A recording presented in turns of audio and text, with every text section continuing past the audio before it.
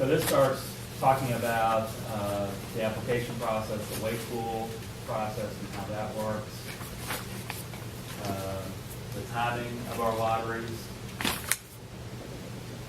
and then transportation. Josh, just from a truly process standpoint, are there pieces of any of this component that are problematic now, just from a process standpoint, that we need to be thinking about as we have this conversation? Yeah, I know we've kept up with it. We had our last revision in December of 2013, and we made some corrections then. The Title I choice was obviously a significant piece of that. I've had some other tweaks with, I think, some specific. I don't think there's anything significant. I'm sure that there are, tweaks in the language and how we would implement it, just from a administration standpoint. Those may become more evident as we get a little deeper in this process. Are there any things that you think about as people try to appeal decisions that come up that we Yeah. can consider? Well, I think, and this comes as a part of the exhibits, JCAE, once we get into the magnet process, but the sibling guarantee continues to come up. I know, Paul, you shared some concerns over that or some ideas about that. And that may mean just some simple tweaks, some modifications that could help some families as they're going through that process. That was a significant part of the 2005 review, was the sibling guarantee. And on one side, there should be no sibling guarantee at all, and we've heard from those parents. And on the other side, every sibling should be guaranteed, regardless of what age they are, what school they're at, for that matter. And so I think the board, during that period of time, took kind of a middle approach. But certainly that's something that is probably due for at least a review as well. Scott, there has been discussion, because I've only been on the edge of legal discussion about the word assign. If the statute, as I understand it, says that if we provide transportation, we shall provide transportation for students assigned school. And we apparently have always interpreted that as the homeschool or whatever you call it in the past. But the truth is that when someone goes to a magnet and gets in a magnet, that becomes, by the Board of Education, their assigned school. And why then wouldn't they have the same transportation rights as any other student, which would not be shuttle stop? And I get it, there must be a legal argument here somewhere that goes beyond my comprehension at this point. Jonathan, I'd have to may not defer know to anything about Jonathan that, and but- Sarah on that. Well, it's like it's an interpretation, so Yeah. it's not going to be worded that way in the statute, but there's definitely going to be people arguing on both sides of that. So we can assign you to a school for which we provide transportation, maybe one place. Yes, what? Well, you would have we could assign you to a school which would be your home school, for which you would have, transportation or consolidated stop transportation. But if you, It depends on how you say it, of course, how you word it. It's just an example of your interpretation. I have always abhorred those shuttle stops. If there's ever a way to get rid of them, I think it is a complete equity issue for students and families. Well, you've asked before that be looked at carefully during this review, and I agree with you. And look back historically as best we can to know what students lost out because they couldn't get to the shuttle stop. It's one thing to say, yeah, we're still providing transportation, but if you don't have the free transportation, which is still transportation, if the next transportation, you can't go there. You just cut out. And working with Right. families. The first phone call I got after was just that a parent who was a trauma nurse and our student came back with her son to the shuttle stop. And I heard, I got a real education. But she did. There's always something that first thing would be. There's always. Okay, Scott, keep going. So, so it's kind of completed the part talking about magnets, transportation, and then the next section is the actual lottery and the lottery deadlines. Again, a lot of this language has been in the policy for some time. We've tweaked it and modified it to make it more clear. each time I think we've reviewed our JCA policy.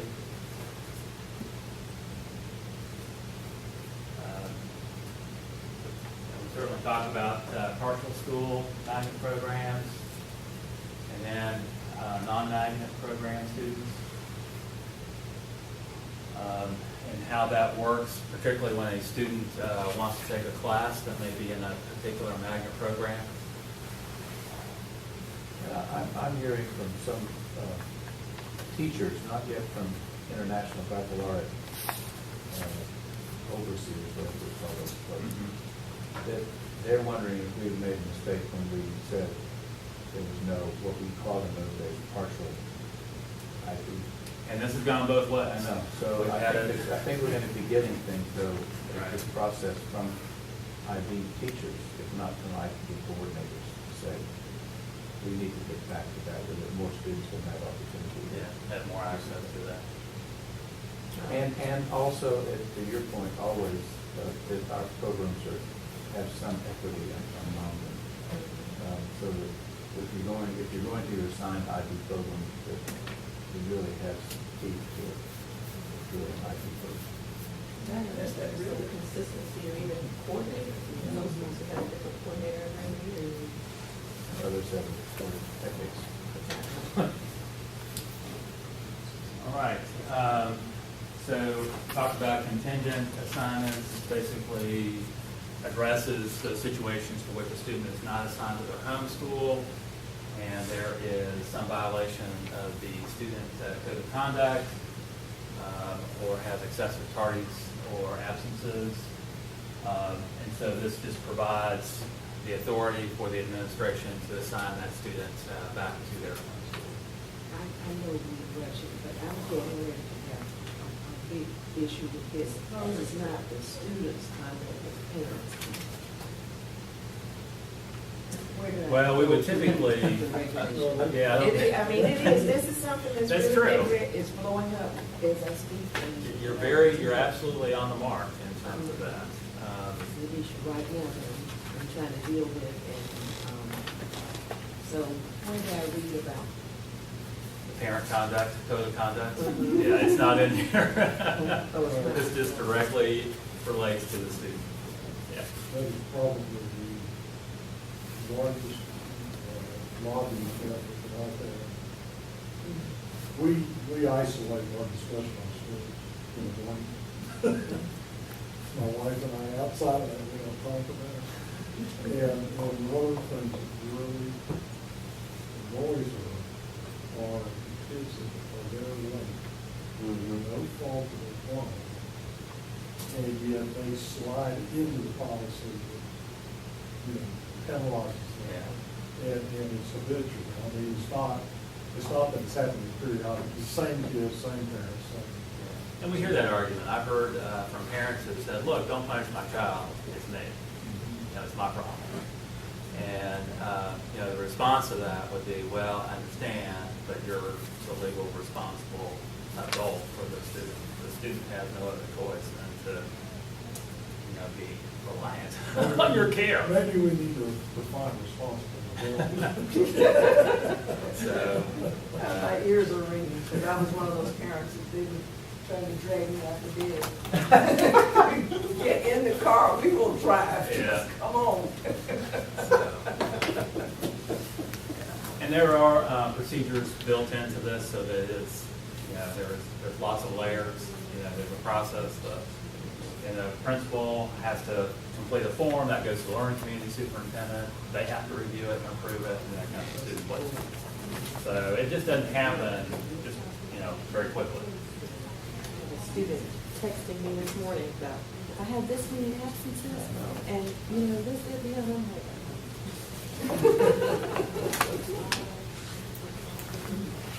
I'm like, Again, just some basics about communications, the comprehensive review. Got it. So beginning in the 2011-12, so that clarifies that question. Beginning in the 2011-12 school year, the board will consider conducting a comprehensive review every 6 years. So if we do, that would be effective for the 2017, which is what we're on track with. Obviously, it takes some time to get there. So we were right on the money with that. All right, any more questions of Scott? I'm terribly sorry that I have to write down. To Scott. Oh, yeah. Various things. So the next time we get to, you will be when we do the JCAE. We'll move on to that, absolutely. So, There's also JFAC that's in that package. yeah. So I've asked Oh, yeah. our policy chair if I can come before you every meeting and take on another piece of our student assignment policy. Hopefully you've got something out of today's conversation, if nothing else, just to learn a little bit about what we currently have in our policy and identify issues going forward. So, because that's all something good to think about as we move forward in this process. Thank you, Scott. So, thank you, appreciate it. So we haven't been given any homework for our retreat that I know of. Well, I was gonna ask that. But I want to give you some homework.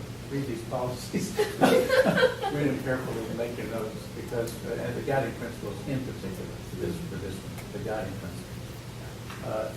And just so everybody's aware, and I've said it before, the guiding principles are in the policy because when they weren't in the policy, we couldn't even find them on the website at times because they just kind of got lost. And there were those few of us who knew where we had them and could get them, but they just weren't there. So we put it in the policy to make sure that we didn't lose these guiding principles. And then to make sure that our staff abides by them. So the guiding principles are really our critical point here. And those were written by the Board of Education. Those are not written by the policy administrator or by Scott or anybody else. I was vice chair and Eric was chair and we wrote those guiding principles together. Tom, of the people here, you've lived with these the longest.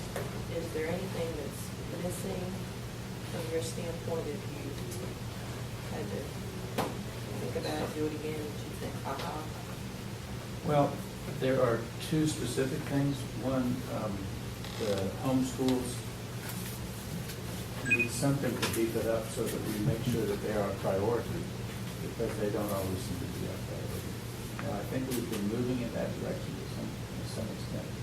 But because, and that was part of why we looked at all this last year at capacity issues with Scott's previous life. Because we have chosen not to control homeschool capacity. We've chosen to just anybody who lives in the neighborhood can go there. And so if we continue doing that and we don't have some way of getting more teachers into that school or more classrooms at that school or more something, we're going to continue having incredible difficulty.